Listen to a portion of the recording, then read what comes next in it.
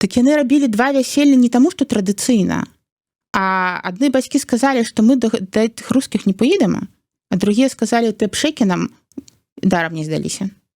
Просто паміж сабой размаўляюць, пасля так, мы рускія, з намі Бог. І далей размаўляюць. Гэта як зомбі. Да, якое заўгодна пакаяльнае відэа хай запісваюць, калі гэта, там не іншых здаюць, абы людзі заставаліся жывымі. А далей будем разбірацца. Калі па-руску як мага грамчэй крычаць, то нават турэцкі бармен зразумее. І грузінскія прадаўцы, так. Што ўсё рухаецца па коле увесь час у беларусаў. Бо няма накірунку. Я за анархию у лепшем сенсе. За 2 дня нация не делается. Это процесс пошука. Соблазняют тем, что они белорусы. И вот там рождается честность. Это не национальная идея. Працягваем шукаць, прамаўляць, намацваць беларускую нацыянальную ідэю. Усім прывітанне. В эфіры чарговы выпуск праграмы «Ідэя X». Праграмы, падчас якой мы працягваем шукаць, прамаўляць, намацаваць беларускую нацыянальную ідэю. Як звычайна з вами Зміцер Лукашук, а намацаваць, не пабаюся гэтага слова, нацыянальную ідэю мы сёння будзем з госцей, якая адмыслова для ўдзелу ў нашай праграмы прыляцела з самога Батумі. Ляцела-то я з Кутаісі, а жыву ў Батуме. Во! З Кутаісі, але з Батумі прыляцела да нас дырэктарка беларускай моўнай школы ў Батумі, заснавальніца беларускай прасторы Аксяродак Оксана Акуневич. Добрый дзень, спадарня Оксана. Вітаю, Зміцер. Я тут, безумоўна, трошку так пусціў пыл у вочы, кажучы пра тое, што адмыслова тут вот з Грузіі ламанулася ў Варшаву, як толькі вот паклікалі ў праграму. Насамрэч, задавальненнем, безумоўна, і адразу адгукнулася, за што мы удзячныя, але была тут па справах, і я скарыстаўся момантам. І вось, скарыстаўшыся момантам, я хочу, Оксана, у вас спытацца, каб вы троху расказалі, ведь кожны по-рознаму, такая ситуация. Хтосьці, вот чым мне неяк уразілі, калі мне аднойчы сказалі, што беларусы адметныя тым, што вельмі ж часта беларусамі не нараджаюцца, а становяцца. Так вось, раскажыце, як вы сталі беларускай? Цікавае пытанне. Мне падаецца, я з тых сем'яў, што нарадзілася. У мяне так атрымалася, што мяне... Я, можа быць, троху так хацелася прыгожа сфармуляваць, але вельмі проста. Як вы прыйшлі да беларускасці? Я зразумела. Але ў мяне так атрымалася, што мяне... прыкладна з 1,5 год гадавалі баба з дзедам, як даволі частая гісторыя у многіх, на Каўказе, на паўночным Каўказе пад мінеральнымі водамі. І вось мой дзед Адам Ломскі, ён захаваў сваю беларускасць, беларускую ідэнтычнасць, нягледзячы на тое, што з 17 год ён не жыў у Беларусі, паехаў шукаць лепшы свет, застаўся ў Расіі, асеў пад Пяцігорскам, хлопцы пяцігорцы знакамітыя. І уся суполка, которая там была, яна тут складалася з 2 частак. Альбо гэта былі беларусы, альбо стараверы. Я хвіліначку, а якія гэта гады, якія часы, калі яны з'ехалі?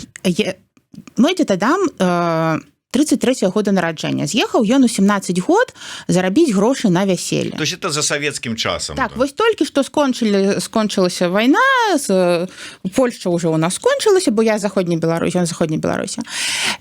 Прыйшлі саветы, і вось ён так паехаў зарабляць грошы на Урал, бо як бы хто ў Амерыку, хто куды ўжо за саветамі ў Амерыку не паедзеш, паехаў на Урал зарабляць грошы на вяселле. Але там сустрэў мою бабулю, закахаўся, яны ажаніліся і пражылі нарадзіўся адзін, спачатку сын, пасля вось моя маці нарадзілася, то бок год 10 яны пражылі там на Урале, спрабавалі асесці ў розных мясцінах, павандравалі і пад Волгоградам былі, у Казахстане былі, але вось туды на Урал часта адпраўлялі з Каўказа, вось гэта вінсавхоза Бештау, узімку працаўнікоў, каб яны валілі лес, і бартэрам для гэта яны атрымлівалі, вось савхоз атрымліваў менавіта лес, дрэва на скрыні для яблыкаў, для вінаграда. Яны пазнаёміліся з маім дзедам і дамам. Там, дарэчы, так, зноў-такі, вось на Урале было вельмі многа беларусаў. Там часткова былі ссыльныя беларусы, якіх ссылалі, а часткова я не вельмі разумею, як ён там мусіць ці то сталыпінскай рэформы, бо я вось была з маці адзін раз там на Урале, і там вёскі адна праз адну. Назвы нават Янова, пасля які-небудзь Кекур, пасля Камінскія. То бок вось па назвах вёсак мы разумеем, што там жылі беларусы. І агулам у той мясцовасці, і ў той час, калі прыехала многа беларусаў, вельмі распаўсюджанае было імя Адам. Вось мой дзед таксама Адам, і нават казалі мясцовыя, што называлі беларусаў Адамы. І яны аселі на Каўказе. Частка вось з тых беларусаў, хто на Урале былі, усіх запрасілі, хто супрацоўнікі прыязджалі. Частка проста з вось розных магчымасцяў. І ну, у жыцці ў цябе ж не будзе там 30 сем'яў, з якім сяброеш. Ну, можа 8, можа 5, можа там 10. І вось гэтыя кола, з кім больш за ўсё сябравалі мае баба з дзедам, яны былі беларусы, ну, вось альбо уральцы. І дзеці ж лічаць нормай усё. І памятаю, прыходзіць Бабаніна, сяброўка Краўцовая прозвішча, і запытваюцца, а яны чытаць па-беларуску умеюць? Ну, там, пачытай. Я ўспрыняла гэта пытанне, думаю, ну, ці што яны дурныя, ці што? Хіба ж я ў 4 класе чытаць не ўмею? А пытанне было пра тое, ці ўмеем мы па-беларуску чытаць. Бо амаль ніхто і не захаваў беларуску. Я не ведаю, чаму, але з тых, хто там жыў, не захавалі беларускую ідэнтычнасць.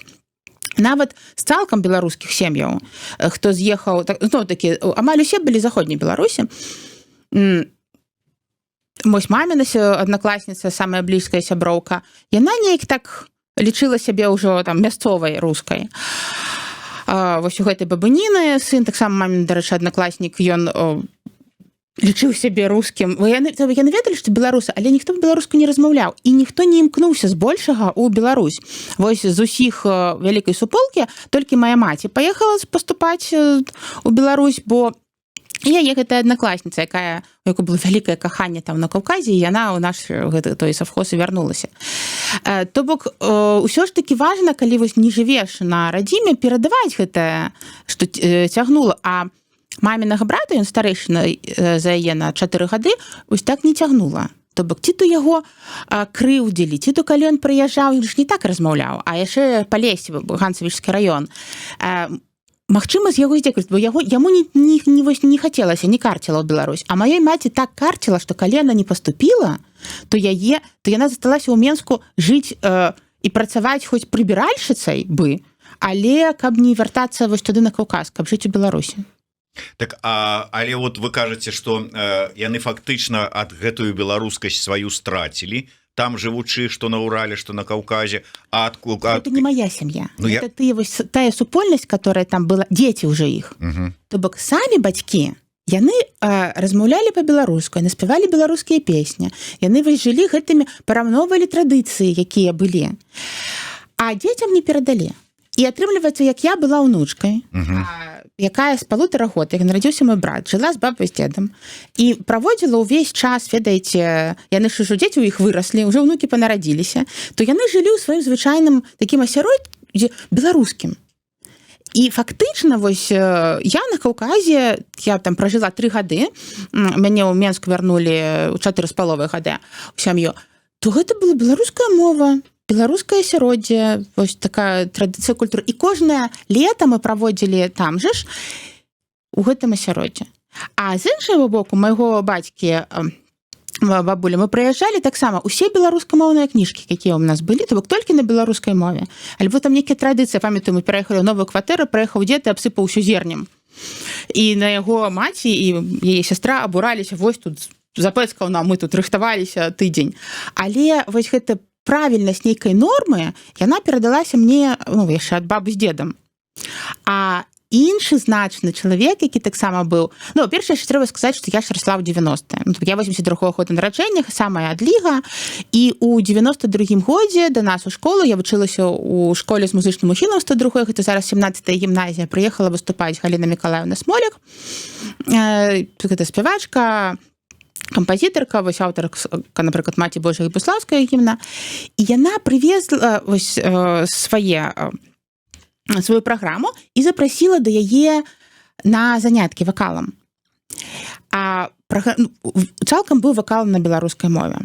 І мы тады пачалі хадзіць да касцёла. Мы першы раз, калі была першая імша ў катэдры, калі яшчэ Казімір Свёнтак быў, яшчэ цалкам не аддалі касцёл ад дома фізкультуры, а мы туды прыйшлі спяваць. Нас папярэджвалі, кажуць, вы там, ведаеце, людзі ж розныя, яны, можа, не ведаюць, то калі пабачыце, што хтосьці плюе ў ваду святую, то пашкадуйце іх. І вось норма гэтай беларускасці, яна неяк мяне за мной хадзіла ўсё жыццё. Ці мы пераехалі якраз там пачатку 90-х у Шабаны, Серабранкі, бачым вялікі натоўп людзей. Мы выйшлі паглядзець, што... А там чалавек некалькі тысяч. Хтосьці жыў, я нават зараз не памятаю прозвішча гэтага гісторык, прыехалі да яго сябры, і вось яны рабілі, калядавалі, і ўсе, хто вось просто натоўп людзей, тыя, хто змясціліся, запрасілі да сябе ў хату. І хто там змясціўся, ім падарылі кніжку «Закляты скарб». Гэта кніжка жахаў для многіх, хто памятае гэта з 90-х, там такія картинкі псіхадэлічныя.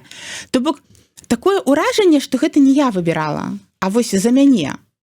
Ці я вучылася 2 гады ў політэхнічнай, тады гэта акадэмія была, паступіла на фізфак свой любімы, а там зноў-такі беларуская мова. Мы вучыліся на беларускай.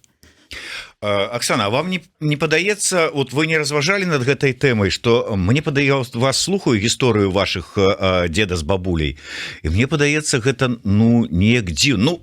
Для другіх, можа быць, народаў, нацый, гэта было б нармальнай з'явай, вось такое захаванне сваёй нацыянальнай ідэнтычнасці, сваёй нацыянальнасці, дзе б цябе, куды б цябе не закінула. Але калі глядзець на беларусаў, добра, тыя, хто яшчэ за часы сталыпінскай рэформы, альбо за часы Першай сусветнай вайны, якіх там расійскія ўлады падманам скіравалі, каб з'ехалі яны там у Сібір, яны з'язджалі, там можа быць, там вот этая беларускасць, людзі вось ад зямлі, з вёскі, ўсё, яны туды перавезлі, прычым ехалі грамадамі вялікімі, там нешта захоўвалася. Але калі браць за савецкім часам, усе гэтыя выпадкі, калі з'язджалі ў Расію там на заробкі, там ці там вучыцца, яшчэ што-небудзь, і першае, што рабілі беларусы, вот калі браць сучаснасць, гэта тут жа станавіліся рускімі. Тыя вяскоўцы, якія з вёскі з'язджалі ў той же самы Мінск, яны першае, што імкнуліся, это научиться говорить на правильном языке. Так. І гэтак далей. Вот тое, што, а гэта ж тыя ж самыя часы. 50-е, 60-е гады, тыя ж самыя часы, калі іншыя спрабавалі, як мага вывучыць там рускі язык, ці там арусіцца ў Расіі, вашыя спрабавалі захаваць сваю беларускасць. Вот вы у іх не цікавіліся? Чаму так? Так, я цікавілася, я над гэтым разважала, бо у дзедадам вялікая сям'я, іх нарадзілася, іх выжыла і да старасці дажыло 9 чалавек. І фактычна ён адзін такі быў. Мяркую, гэта звязана з тым, што астатнія то засталіся ў Беларусі, а ў яго гэта як нейкі нябесны Іерусалім.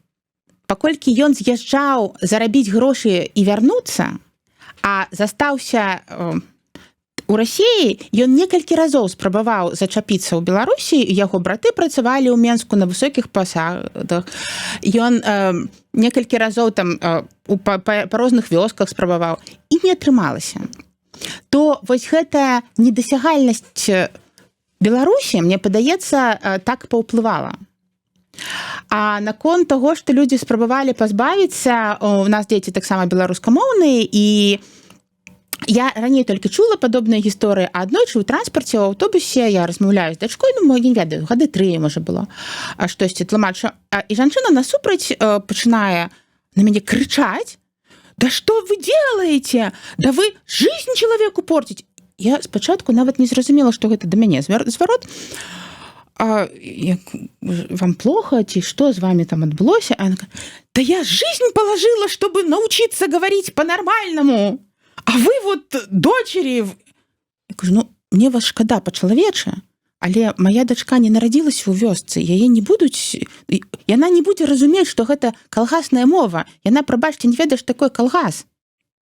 І для мяне, магчыма, гэта нават такі знак якасці, калі я яшчэ ў Беларусі была, многа дзе езджу, і ці зараз сустракаю беларусаў, яны кажуць, чуюць, што я беларускомоўная, кажуць, ну то вы, наверное, з Менску. Толькі ж менскія, так гарадскія ж так размаўляюць. Ну так, вось сапраўды дзіўная вельмі такая трансфармацыя, што калі, скажем, раней там вот 50-е, уже нават не 50-е, там 60-е, 70-е, 90-е гады беларуская мова, так это ж з деревні прыехаў. А ўжо нулявыя і далей атрымалася так, 10-е гады ты прыязджаеш на вёску і гаворыш па-беларуску, это, это вот з города, з Мінска, відаць, прыехаў. У нас тут так уже почти не гаварат. Але ж, ведаеце, Зміцер, я насамрэч, у нас в заходняй Беларусі, і для мяне, я ў дзяцінстве не ведала, што гэта аднолькавая мова. Шчыра, была беларуская мова, которую вывучаюць у школе, а была нармальная мова маіх бабуль-дзядуль. Бо на Навагручыне, вось мой тата з вёскі Поўшава, гэта паміж Шчорцамі і Любчым, зараз у 80-е гады назвалі казённыя лычыцы. Як можна нармальную беларускую назву так змяніць? Альбо вось дзе-то там з Палесся, з Гансавічскага края, там была іншая гаворка. І я зараз, калі размаўляю, то я часта ўжываю, там, не ведаю, слова ровар, ці там магазин, напрыклад, нас казалі і там, то у мяне ў галаве, правда, ёсць беларуская мова для школы, ёсць беларуская мова там для стасункаў, калі мы там Галіну Мікалаївну спяваем, у касцёл ходзім, размаўляем з кімсьці, а ёсць так, як на вёсцы. І калі я спрабавала размаўляць беларускай ўжо, у вёсцы, 17-20 год, то, ведаеце, мяне спрабавалі ганьбіць рябая карёва родила рябого теленка. То бок было як бы сорамна вясковыя, мае прыкладна сваякі майго ўзросту, трошкі старэйшыя, што я спрабую на чыстай беларускай размаўляць. Але калі б гэта было не на гэта было пад Мядзелем, пад Буцлавам, што калі б я прыехала пад Маладэчна ці Воложин, то там што нармальнай беларускай мове літаратурнай то і размаўляюць. Ці то гэта маркер свой чужы, вось. А столькі маркераў атрымліваецца свой чужы. У нас же ж как бы наадварот кажуць, што у нас такога падзелу відавочнага, як ва ўкраіне, да прыкладу, на ўсход, захад нема, і гэтак далей. Мы там ледзь там не адна трошку там дзесьці там розніца, паляшукі там вот там адрозніваюцца. А так же ж мы вот как бы вот такія вот все мананацыя такая, не? Слухайте, я такое чула толькі з усходняй Беларусі. Па шчырасці. Бо заходняя Беларусь, вось наколькі я сутыкалася, нават у мове праяўляецца. У нас, калі яшчэ вось я з мужам была, мы тут толькі ажаніліся, і мы ехалі ў вязанку на гуканне вясны, мусіць. І я вельмі любіла ездзіць раней электрычкамі і любіла ездзіць, вось у сваім накірунку, куды я ведаю. А ехала ў яго Барысаў, і там ці тут увесь час то электрычкі затрымліваюць, то яны нейкія брудныя. І я кажу: слухай, глядзі, у наш бок едзеш, дык нават людзі зусім іншыя. Як ён пакрыўдзіўся на словы «у наш бок». Ён са мной не размаўляў некалькі дзён. У той момант нават дачку перастаў глядзець. І у ваш бок. І вось гэта, хаця я каму расказваю з заходняй Беларусі, нават там з Заслаўя, кажу, а як па-іншаму сказаць? І ці, напрыклад, мой дзядзька, вось калі на Вагручыне казаць, лічылася, што столбцы гэта ўжо зусім не нашы. І казалі так: то там за днём нам там нават не людзі, там так, з пёсімі галавамі. То бок усё, вось мяжа прайшла, і там ужо не нашы. І у нас я в універі сутыкнулася, я толькі 2 гады ў палітэху павучылася, зразумела, што хачу займацца фізікай, і наноў паступіла на фізічны факультэт. Але сябры заставаліся, і было вяселле. Як універ ж усіх аб'ядноўвае, то хлопец быў з усходу, а дзяўчына вось з Брэскай вобласці. Так яны рабілі 2 вяселля не таму, што традыцыйна, А адны бацькі сказалі, што мы да гэтых рускіх не поедем, а другія сказалі, ты пшекі нам дарам не здаліся. І вось мы, ну, не ведаю, там, гадоў праз 5 яшчэ пасля вяселля, то так сем'ямі не стасаваліся. То мне падаецца, што вось ёсць нейкі гэты нораў заходнія, западэнскія, часам. Хаця, канешне, зараз нівелюецца, бо вось гэтыя перасяленні, размеркаванні за саветамі, пасля аграгарадкі, то ўсё менш і менш. Я вот зараз прыгадываю свае колішнія размовы з, прости господи, Марзалюком, гісторыкам. Вот. Ну, да яшчэ, калі ён не быў вот таким вот, як цяпер, плачушчым Марзалюком. Вот. І я памятаю, ён заўсёды, кажучы пра заходнюю Беларусь, ну і пра тое, што вот как бы адна гісторыя, ўсё такое, заўсёды з такой здзеклівай грэблівасцю казаў: ну давайте расскажите, як вы там за Польшчай дзверы ў хатах кілбасамі подвязывали. То есть такая зайздрасць у гэтых вот з усходу, гэтых ён ж з Магілёва сам, такая яна ёсць. Ёсць. Яна назіраецца, у мяне ў жыцці часта бываюць выпадковыя сустрэчы, таму што я адкрыта, ну, бадай да ўсяго. І аднойчы я ці-то на форуме онлайнер на нейкай абсалютна выпадковай такой месцы пабачыла, шукаю чалавека ў вандроўку, хто на машыне пакатае. Мы толькі купілі машыну, я аднавіла свае правы і кажу: ок, поедем. І жанчына з Магілёўскай адкульсьці вобласці першы раз ехала ў заходняй Беларусь, па Гродненскай вобласці мы ездзілі. Яна так рэагуе на ўсё, кажа: ой, якія тут хаты, а які тут касцёл, аж тут кветкі пасаджаны. А я спачатку не разумела, мы з ёй тыдзень былі, дамаўлялись на 2 тыдні, але я не вытрымала. І я не разумела, бо я ва ўсходняй Беларусі не бывала. І аднойчы мяне запрасілі вось на памясцінах Рагора Барадуліна, настаўнік для Беларусі, нейкая такая праграма, падаецца, была. А мы едзем, і я не магу зразумець. Што не так? Тут хіба тут могуць людзі жыць? Што так, не ведаю, пуні сараі выглядаюць. А гэта жылыя хаты. І я разумею гістарычна, чаму так склалася. Ну, тым, калі мы бярем Сціслаўскі нейкі-небудзь раён, да, што яны там па іх першым прайшлося. Але нават этнаграфічна, да, мы бярем, калі Навагрудчыну ці Гарадзеншчыну, чым багацейшы раён, тым менш там, вышыўкі ў строях, бо можна купіць нармальную тканіну. І гэта ж адбіваецца. Ведаеце, як зараз сучасныя ўсе даследаванні кажуць, што там псіхалогія беднасці, яна застаецца. І стаўленне такое, што ты самы разумны, хіба ты самы багаты. Я размаўляла неяк... Ну, мне ўвесь час падаецца, вось як кажаце, што няма розніцы паміж усходам і захадам, і нам ж прапагандуюць. Мне так падавалася, што няма розніцы паміж рускімі і беларусамі, ну, што ўсе як беларусы. Такі ў мяне іншы бок нацыяналізму мусіць. І моя сестра, стрыечаная, ну, ад такіх жа самых бабы з дзедам, мы сустрэліся на Каўказі, я кажу: слухай, пачытай маёй дачцы, было 1,5 гады рагнедзя, на ноч казку, бо я чымсьці занятая. Яна пачынае чытаць, і я разумею, што яна не можа. Яна пачытала пару строчак і расплакалася. А я кажу: ну, кажа, я не умею. Кажу: слухай, такія ж самыя літары, якая табе розніца. І вось гэтае адчуванне, магчыма, балючае, што з чымсьці, што ты інша, тады зневажыць вось усё, зруйнаваць гэтую іншасць. Такое. І ў этнаграфіі так, ведаеце, гэта як вясковы такі гонар, што не паказаць, што ты горшы за іншых. Можа, таму у Марзалюка вось ва ўсходні так проявляецца. Можа быць, але тым не менш, Аксана, вы ніколі не спрабавалі зразумець тых людзей, вот тых нашых і сучаснікаў, і продкаў, там бабуляў, дзядуляў, якія так імкнуліся ўсё гэтае беларускасць з сябе выціснуць? Я вельмі шмат пра ўсё разважаю, як той пірат савецкага мульціка многа думаў. Я думаю, што гэта траўма. Вось гэта, слухайце, што б мы не казалі, любая імперыя, расійская імперыя ўмее вучыцца.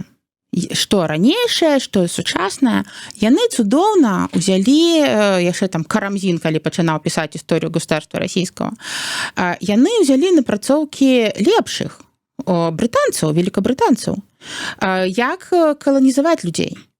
І калі годнае гэта толькі там вось у гэтай імперыі, то ніхто не хоча быць маленькім часцей за ўсё. Хочацца быць да чагосьці вялікім. Але і наколькі гэта ўсё насаджваецца ў школах. Москва сталіца нашай родзіны, да? Вось мой дзед, уже узгаданы дядька, ён лічыў, што менскія гэта іншыя людзі. Але літаральна там перад смерцю штосьці я вярнулася з нейкай канферэнцыі, Москва кажа: сталіца была. То бок вось гэтае раўнанне на Маскву, раўнанне на рускасць, яно проста насаджвалася. І гэта тое, што адбівалася ў падручніках. Я зараз записываю курс на беларускай мове фізікі і знайшла падручнік на гарышчы ў вёсцы 64-го, мусіць, года Пёрышкіна. Класны вельмі падручнік методыка фізікі, але там, напрыклад, напісана: слово фізіка там, на нашай землі прынёс вялікі рускі вучоны Ломоносов. Ну окей, 64-й год, усе ў Савецкім Саюзе жывуць. Я бяру беларускі падручнік фізікі на беларускай мове, і там напісана тое ж самае, а падручнік выдадзены вось год таму. Хаця на момант, калі у рускіх з'явіўся Ломоносов, у нас уже 300 год быў Віленскі калегіум, ужо займаліся фізікай. І вось гэтая адсутнасць рэфлексіі, которая, это ж трэба супыніцца і падумаць: стоп, а хто я? Ці то я адношуся да вось гэтай цывілізацыі рускай, нашай, альбо мне сапраўды штосьці сваё ёсць? А людзі не любяць думаць, гэта балюча. Ну, конечно, бо можна яшчэ дадумацца да таго, што вялікае княства літоўскае, яно мала таго, што было раней, так яшчэ і больш годнае было, чым маскоўскае княства ці там расійская імперыя. Так, глядзіце, а беларусаў, літвінаў агулам сцёрлі, з'явіліся беларусы. І вось усе, хто з'ехаў пасля паўстанняў, а ў мяне неяк так атрымліваў, што сваякі раз'ехаліся вось Пяцігорску, мы там жылі пад Пяцігорскам, і дядька мой з'ехаў в Якутыю. То я много ездзіла па месцах ссылак. Па сваяках ездзіла і заадно глядзела след наш. Дык ведаеце, у Пяцігорску прыехалі пасля паўстання 83-го года, ну, ссыльныя, пабудавалі касцёл. Як называюць? Палякі. У Сібіры вельмі вялікая колькасць этнічна, яны кажуць: мы палякі. А кажу: а адкуль? З нашых земляў. І вось гэта няма такіх, няма беларусаў. А хочацца ж сябе тасамляць з кімсьці вялікім. Я, калі была ў гэтай Якутыі, мы сядзім 30 градусаў марозу. У іх паўсюль цэнтралізаванае ацяпленне, бо інакш усе вымруць, прыбіральняў няма. І яны сядзяць, вечная мерзлата, гуляюць гэтыя дамы перакошаныя на сваях. І яны ганарацца, як яны пакажуць амерыканцам, гэта не ведаю, які там год быў, 17-й, мусіць, як там бомбіць трэба кагосьці. Вы, прабачце, пасраць не можаце. Вы захацелі пасраць у 30 градусаў, ідзеце на вуліцу. Так можа вы б гэтым заняліся? А не камусьці як паказваць. А хочацца з кімсьці вялікім сябе суадносіць. Ну так, суадносіць-то добра, але глядзіце, тое ж самае спрабавала тая ж расійская імперыя, ну і тое ж вот з вялікім суадносіць, ну павінна тычыцца любую, ну умоўна кажучы, здавалася б, невялікую нацыю. Але чаму такога, як з беларусамі, не спрацавала з тымі самымі народамі краін Балты? Таму што яны былі меншасцю яшчэ ў вялікім княстве літоўскім. Яны настолькі абаранялі... У мяне ёсць сябры, я канкрэтна пра літвісаў зараз магу разважаць, каго добра ведаю. Яны настолькі адасоблена прызвычаіліся быць меншасцю і не змяшацца з беларусамі, ну, з літвінамі ў вялікім княстве літоўскім, што калі змянілася як бы для іх адна тытульная нацыя на іншую тытульную нацыю, умоўна, то што зрабілі літвісы? У іх прыкмета належнасці да нацыі гэта мова. Ты вывучыў літоўскую мову, ты стаў літоўцам. І ўсё. Бо этнічна яны ведаюць, што многія з іх беларусы. Яны так і кажуць: вось мой тата беларус, а я літовец. То бок гэта таксама такі агульна нацыянальны міф, якога ў беларусам бракуе. Мы ж ні на чым не аб'яднаныя. Пра агульна, дарэчы, зноў-такі вернемся сумна рускіх. Я перад вайной, 21 годзе, была міжнародная байкальская школа на возеры Байкал, натуральна, станцыя Танхой. І гэта запрасіла Анна Каправчук, яна беларуска, там шмат год жыла. Яны збіралі лепшых адораных дзяцей рускіх і прыязджалі часам замежныя, запрашалі. Так вось, у мяне быў шок. Я тады вярнулася і расказваю: слухайце, вось стаяць падлеткі, разумныя, рэальна, разумнейшыя людзі, іх шукалі па маленькіх школах, маленькіх гарадках, па вёсках. Просто паміж сабой размаўляюць, пасля так: мы рускія, з намі Бог. І далей размаўляюць. Гэта як зомбі. І я калі вярнулася, расказваю, з мяне смяялись, кажуць: падумаеш, што тут такого, гэта можа жарт такі. Я кажу: слухайце, яны ж не кажуць, што мы рускія, мы зараз усім добро нанесем. Ці альбо мы на Байкале найлепшае возера. То вось я ведаю, што ў нейкай, забылася зараз, на тым баку зямлі, лічаць, што калі ты скончыў школу мясцовую, то ты ўжо атрымліваеш грамадзянства і даюць. Таму што калі ты правучыўся у гэтай ідэалогіі, бо ідэалогія убудавана ў кожны прадмет. Вось на ўзроўні, я кажу, фізікі. Трэба прааналізаваць верш рускага вялікага паэта, напрыклад. То бок яно так, паняцце наша, яно ўпісваецца: калі ты скончыў школу, то ты будзеш патрыёт гэтай краіны. Гэта, дарэчы, зараз і у Польшчы, калі заўважылі, што падлеткамі праязджаюць, і па сканчэнні то не будзе хто-то есць поляк малак, як з малодшымі дзецьмі, увялі такі патрыятычны прадмет усе сражэння войска польскага. Не толькі дзе выйгралі, а вось ты сядзіш 4 гады у ліцэі, ўжо старэйшы чалавек, і вывучаеш. Ты ўвесь час на баку адных і тых жа людзей. Нават калі яны супраць тваіх па-сапраўднаму змагаліся, то ты ўжо за каго балееш? 3 гады ты на баку адных і тых жа быў. І вось так працуе. Я захапляюся, вось як навуковец гэтым, але як беларуска я моцна абураюся. І сумую, што ў нас гэтага няма.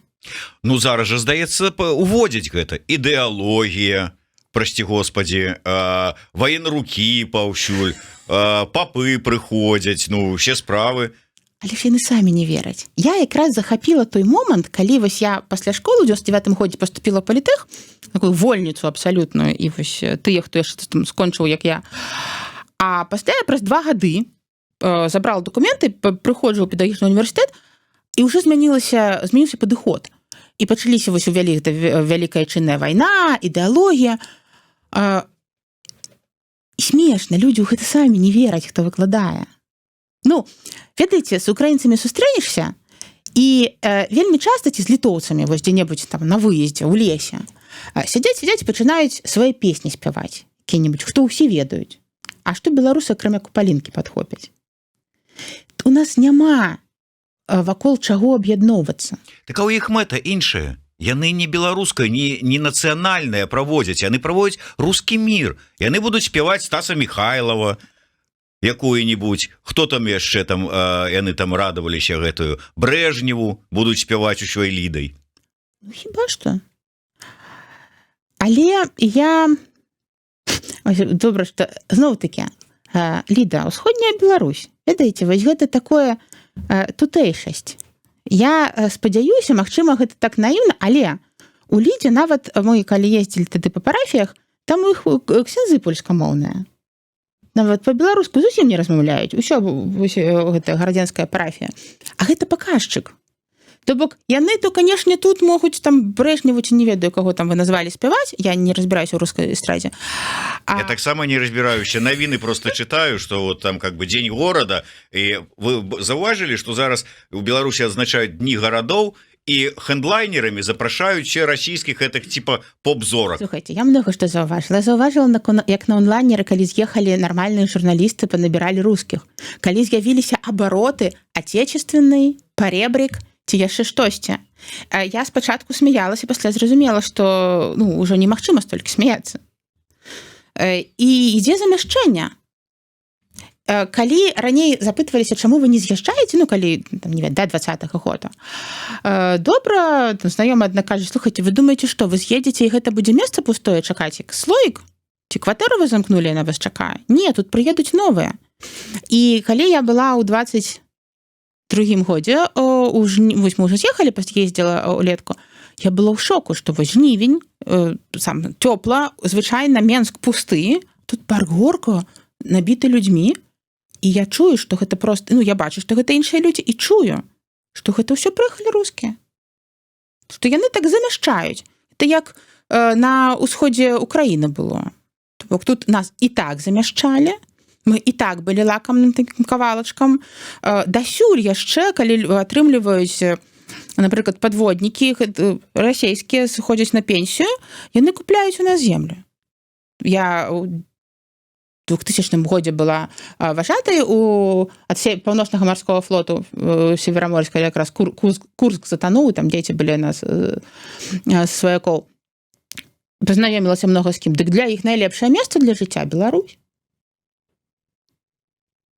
Да, хто б сумняваўся. Адзінае, што ці застаецца беларусам месца, але з іншага боку, ці патрэбна беларусам по вялікаму рахунку тая і мова тая, і культура, і нейкая ідэнтычнасць.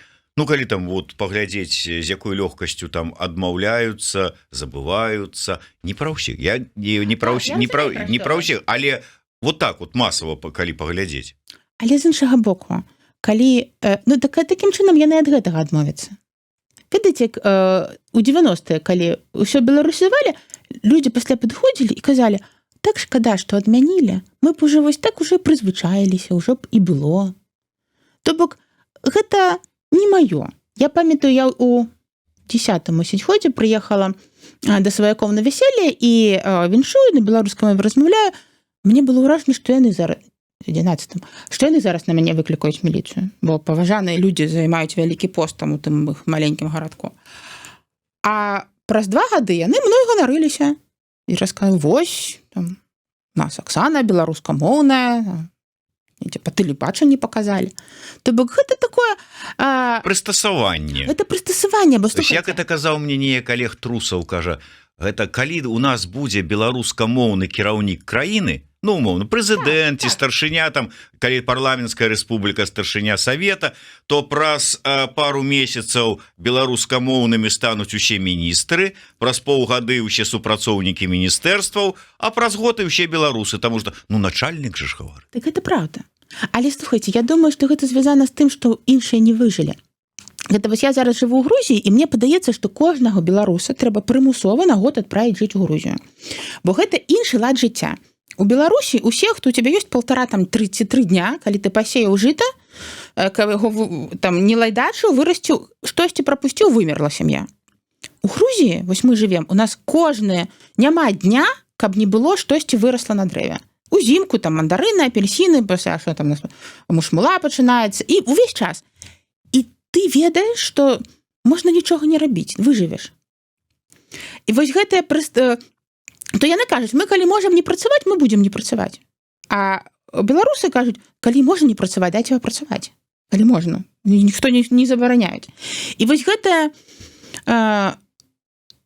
Слухайце, прабачце, я зараз скажу, што я лічу, што як у жыдоў напісана, што дзеля таго, каб ты выжыў у палоне, напрыклад, ты мусіш прыстасоўвацца. Як Канстанцін Астрожскі. Ён сказаў, што я буду рабіць усё, што вам трэба. Выехаў, сабраў войска. І як вось нашыя палітвязні. Да якое заўгодна пакаяльнае відэа хай запісваюць, калі гэта, там не іншых здаюць, абы людзі заставаліся жывымі. А далей будем разбірацца. Іншая справа, што, глядзіце, мы ж разважаем вельмі часта пра тое, што калі там зменіцца сітуацыя, калі там муры рухнуць і гэтак далей, але ці не атрымаецца сапраўды так, што зменімся там мы тут, а яны там так, што вось гэтага склеівання нацыі, такой шестероночкі супалі, не атрымаецца. Я пра гэта весь час запытваюся на Падлясі, бо тутэйшыя яны доўгі час падкрэслівалі, што яны аўтахтоны, што мы з дыяспорай стасункаў не маем. І доўга ні з кім не выходзілі на кантакт. Мне пашанцавала. Слухайте, я агулам не прэтэндую, я ў Грузіі збіраюся займацца, ствараць беларускую прастору, беларускай тады яшчэ не было магчымасці школы, займацца беларускасцю ў Грузіі. І мяне прынялі ўнутр. І вось я многа што назіраю. Недавно выйшла кніга, была кніга пра бежанства, і зараз другая выйшла. І ў іх іншы боль.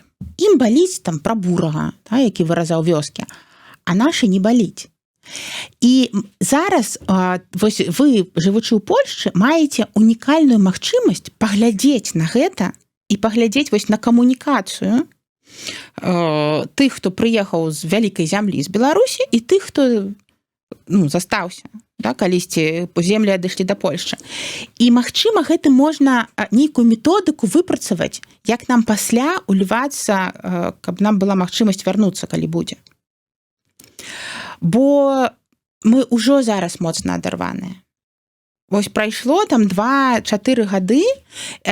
Зноў-такі, магчыма, у Польшы гэта менш заўважна. У Грузію людзі прыязджаюць часцей, і новы надпачынак, вось проста. І мы ўжо зараз бачым, што вось гэта ўнутраная свабода, якая да нас ужо ёсць, і мы думаем, што там такога ступені маразму быць не можа.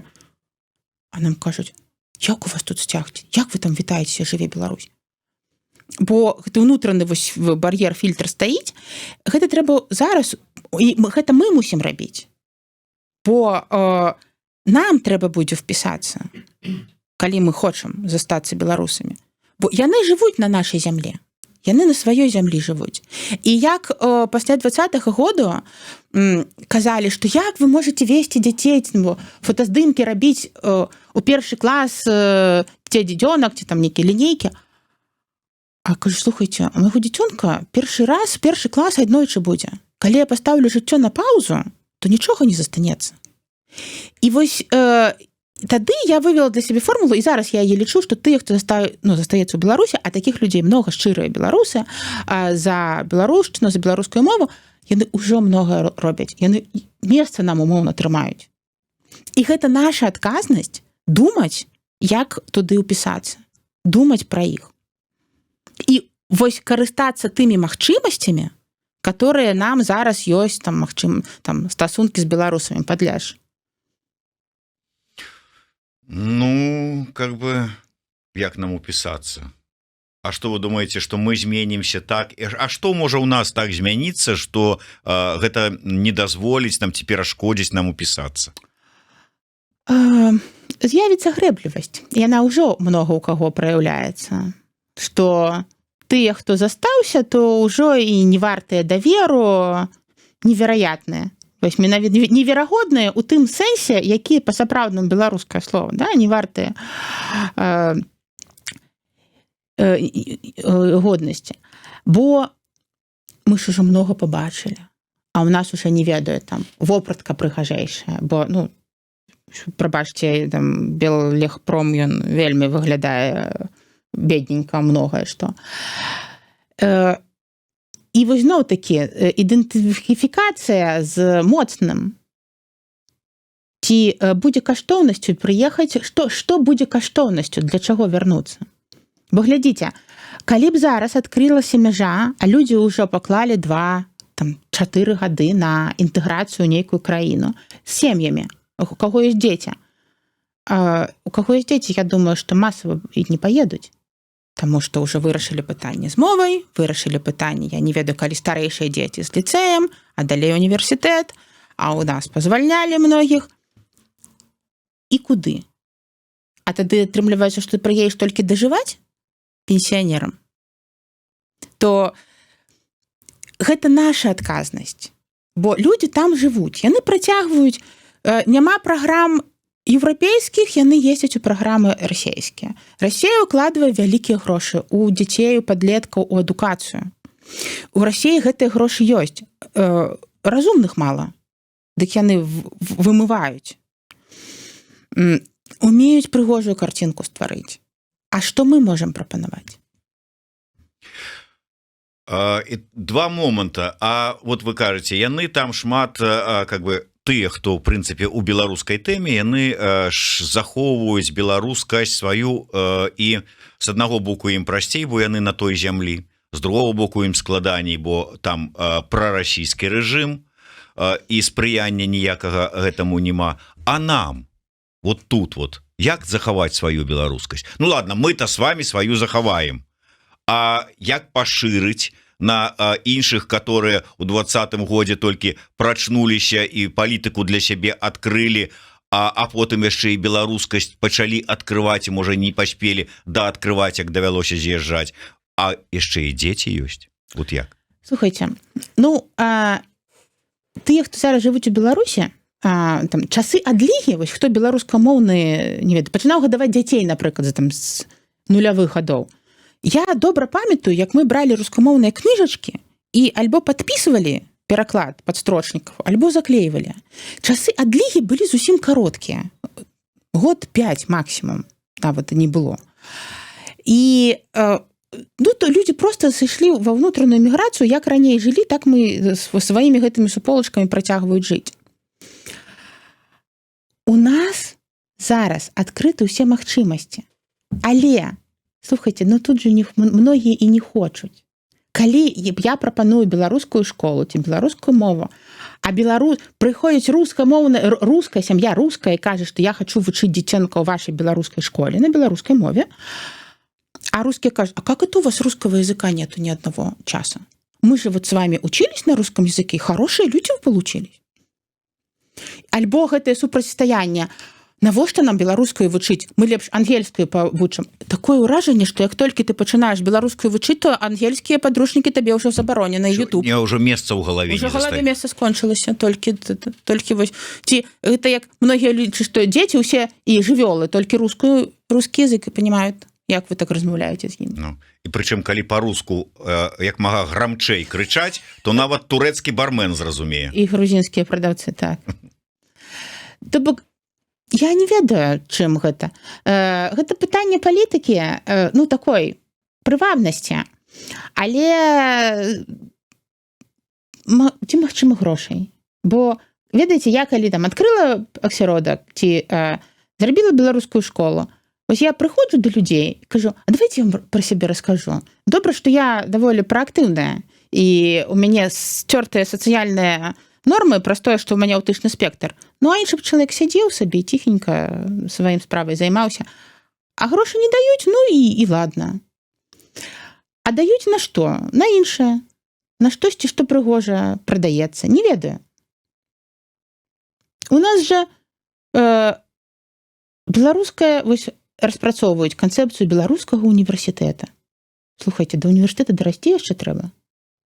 Альбо канцэпцыя беларускай школы. А нават беларускай мовы там няма. Ну, тут спачатку трэба выбраць, на чым...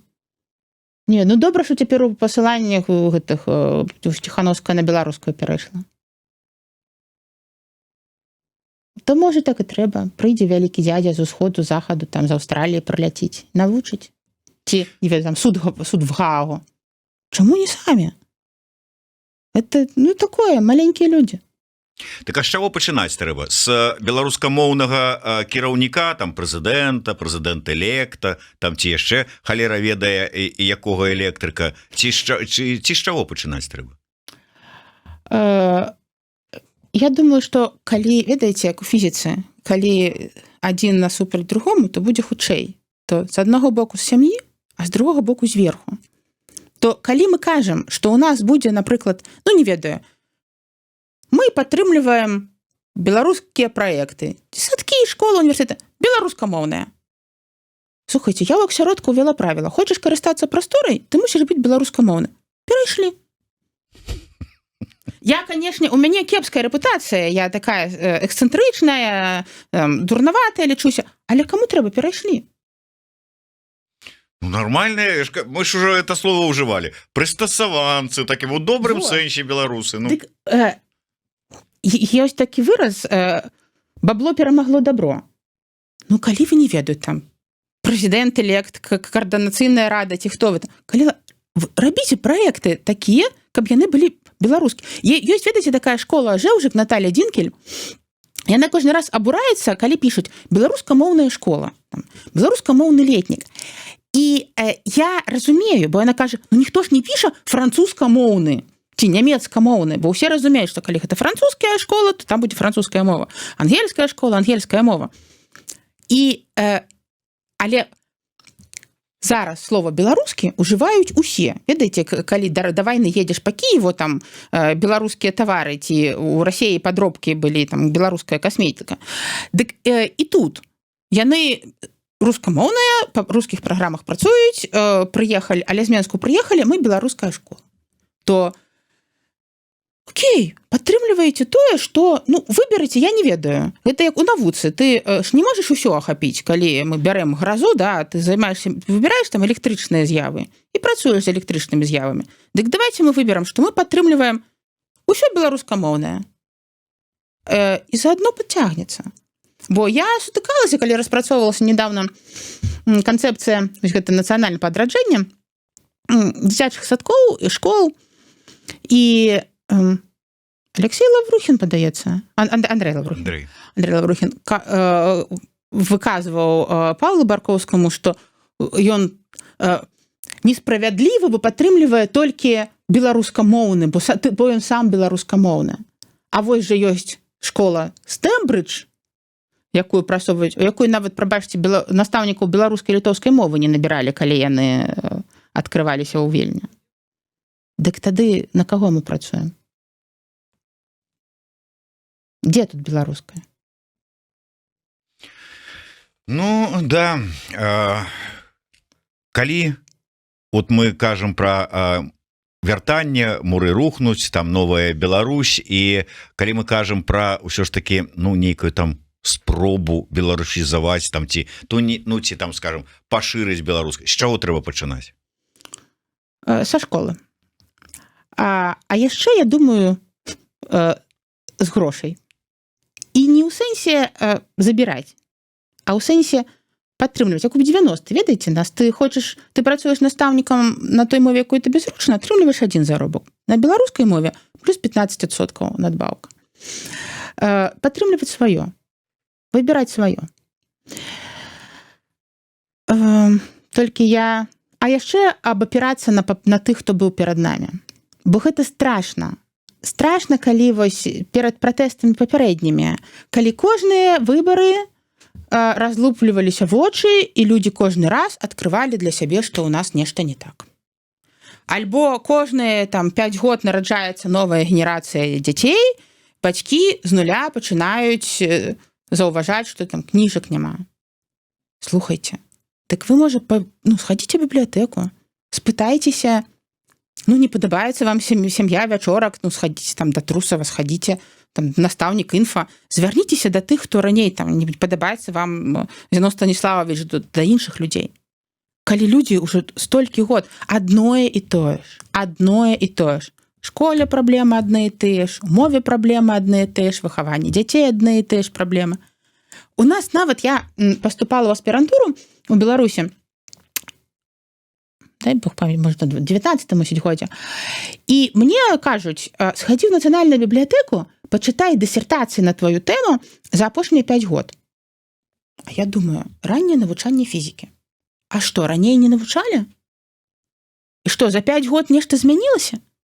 І я пайшла пасля, праз дысертацыі знайшла мяне навуковая кіраўніца, так у норме-то там за апошнія 100 год, напрыклад, глядзець, як развівалася. А у нас што, кожны прыходзіць, наноў адкрывае кола, ровар вынаходзіць. Дык мы тады так ні да чаго не дакацімся. Можа быць, з іншага боку, я прыгадываю, як мне некалі сказаў светлай памяці Алесь Разанаў, калі я его запрашаў на праграму до нас, і ён кажа, а это быў пачатак самы 20-го года, калі яшчэ нічога, как говорится, не сведчыла. І ён кажа, я не пайду до цябе. Кажу, што так?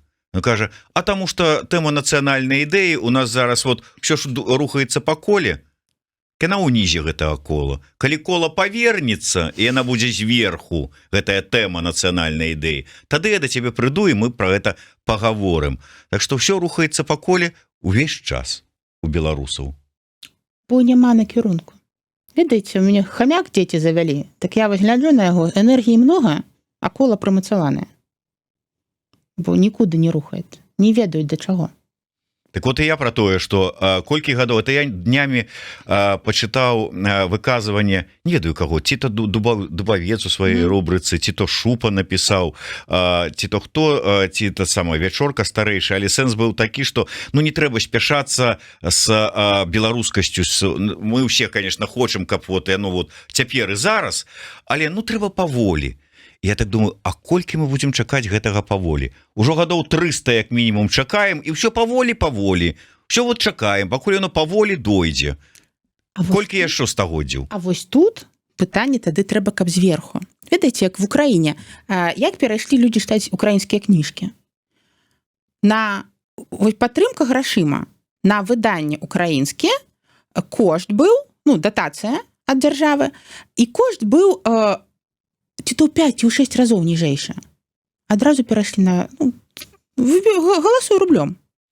Ведаеце, мне украінцы, дарэчы, сябры мае сказалі, што як у пытанні перахода на украінскую мову, так і ў пытанні умацавання нацыянальнай свядомасці. Дакладней, фраза гучала так: ніхто болей не зрабіў для фармавання нацыянальнай украінскай нацыі, як расійскія акупанты-агрэсары. Так, гэта ж быў такі стары даволі жарт, што ніхто так много не зрабіў для украінскай мовы, як Путін, калі прыйшоў у Крым у 14 годзе. І, дарэчы, в прынцыпе, і пасля 22-го году пэўныя людзі пасля 20-го пачалі размаўляць прынцыпова на беларускай, але пасля пачатку вайны много хто перайшоў. Бо калі ты жывеш за мяжой, чым будзеш адрознівацца? У Польшчы, канешне, гэта тут славянская мова, разумеюць розніцу, а ў Грузіі аднойчы падыходзіць да мяне разумны хлопчык. Я зараз шчыра кажу, яму 20 год, 19, і ён мне кажа, мова коммуникации с русским, говорит: слушай, я вот смотрю, много кто приехал из славян, а как вы между собой понимаете, на каком вы языке говорите, кто вот русский, белорусский, украинец? То бок, для іншых-то мы аднолькавыя. Это толькі ўсё ў нас. Ну так, але сапраўды, як тут з гэтым усім разабрацца у будучым будзе вельмі складана, на жаль. Ну, але хто казаў, што будзе лёгка? Прасоўваць сваё. Калі, ведаеце, вось гэта, што ты, калі пачаць аналізаваць, у нас же много ў мове такога, не ведаю, что ты не как русский?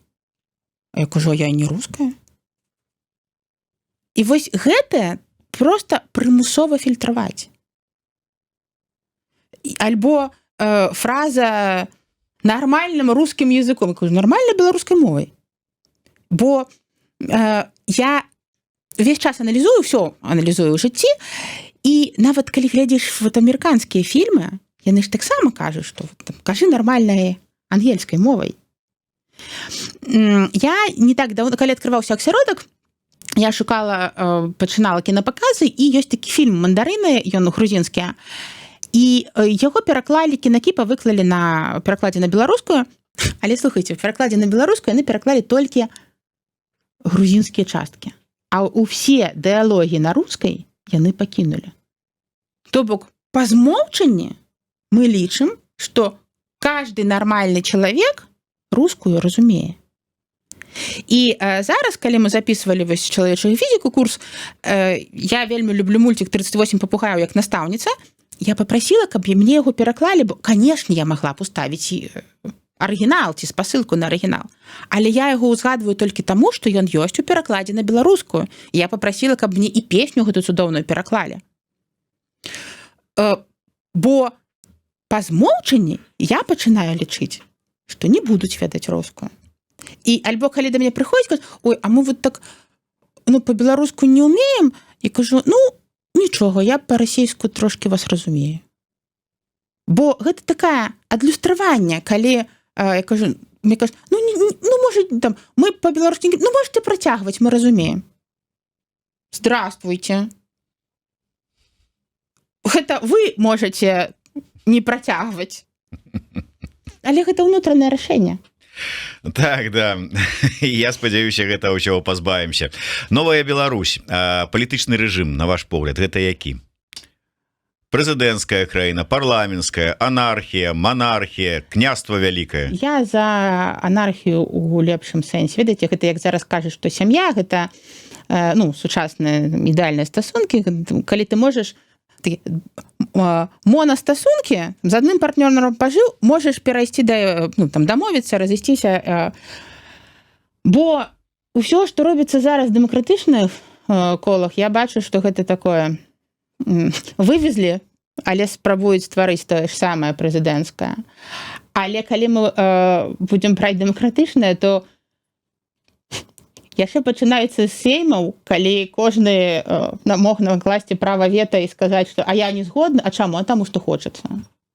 Спачатку трэба навучыць чуць адно аднаго, размаўляць адно з адным, а пасля, канешне, дэмакратычнае. Вот так вот, заўважце. Настаўніца фізікі, я толькі мікрафон так вот. Настаўніца фізікі, фізік выступае за анархію. Вот вам фізічныя формулы устроілі па анархію. Дзяржаўная мова, якая і колькі? Адназначна беларуская. Адна. Дзяржаўная мова мусіць быць адна. Ну што, хтосьці прыгадвае БНР, дзе было 4 дзяржаўных мовы. Цудоўна, але давайте мы узгадаем этнічны склад БНР. Так? Калі у нас гарадское насяленне было жыдоўскае, калі у нас вялікая частка размаўляла натуральна на польскай, там пэўная частка на расійскай, ок. Але зараз у нас змяніліся абставіны. І там колькасць, напрыклад, жыдоўскага насельніцтва значна скарацілася. Таму толькі беларуска. Мова стасункаў, калі ласка, любая, але дзяржава не мусіць улазіць унутраныя стасункі. Гэта як, прабачце, з гомасексуальнымі стасункамі, калі кажаш, як уяўлю, што яны там у ложку робяць. Слухайце, вы мне пужаеце, то бок вы, калі бачыце мяне з мужам ці з маім хлопцам, якім уяўляеце, што мы ў ложку робім? Адразу фантазія разыгрываецца. Якая вам розніца, што там людзі? То бок, гэта не тая сфера, куды дзяржава ўлазіць. Але сфера дзяржаўная мусіць быць вось... У нас жа калі узгадваюць пра зараз у Беларусі 2 мовы. Я кажу, дык так, у нас 2 мовы, я размаўляю на дзяржаўнай. Ну і нацыянальная ідэя ад Аксаны Акулевіч гучыць як? Годнасць, традыцыі, вера ў будучыню, беларуская мова. Выдатная нацыянальная ідэя. У мяне ёсць для вас падаруначак. Вы ўвесь час у дарозе, таму, скажем, кніжку вам дарыць не буду, каб цяжкая ідэя там вельмі шмат, не пацягнеш, але вось гэтую вось цішотачку. Вау, дзякуй, да. Вельмі актуальненька. Чалавека ў дарозе 20 кілаграмамі. Дзякуй вялікім. Аксана Акулевіч, Зміцер Лугашук, слухайце, глядзіце, подписывайтеся, ну і не забывайцеся пра сваю беларускую мову і беларускасць. До сустрэчы. Жыве Беларусь. Жыве вечна.